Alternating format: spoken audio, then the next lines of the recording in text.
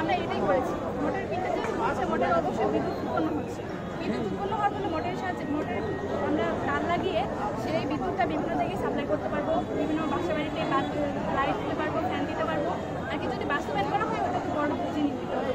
আমরা একটা ছোট মডেল দেখা হয়েছে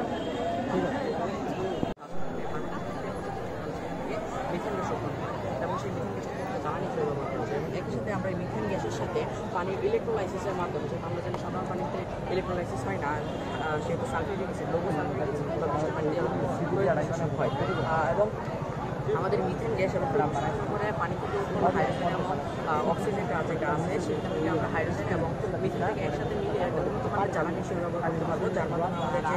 জ্বালানি উৎপাদন আছে সেটা থেকে মুক্তি পাচ্ছি এবং আমাদের সম্পূর্ণটা সোলার বেস থাকবে যেমন আমাদের কোনো এক্সট্রা বিদ্যুতের কোনো খরচ হবে না আমাদের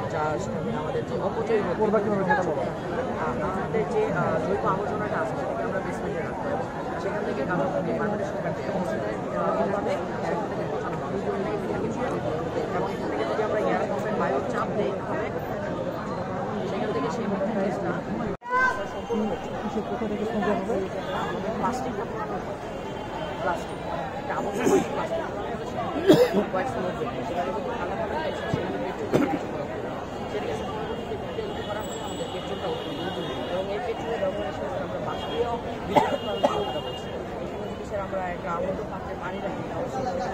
মানে তাপ দরকার জায়গা একটা জায়গায় সেটা স্যার দেখতে পাচ্ছেন এখানে একটা জায়গা আছে সেখান দিয়ে বাষ্প চাপ দেয় তাহলে স্যার এখান থেকে যে আমাদের যে বাষ্পটা আছে সেটা চাপ দেওয়ার পরে এটা ঘুরে এবং এটার সাথে আমাদের যে জেনারেটর আছে বা জেনারেটরের যে লাইনটা আছে সেটাকে যদি সংযুক্ত করতে পারি তাহলে স্যার আমরা বিদ্যুৎ উৎপাদন করতে পারবো প্লাস্টিক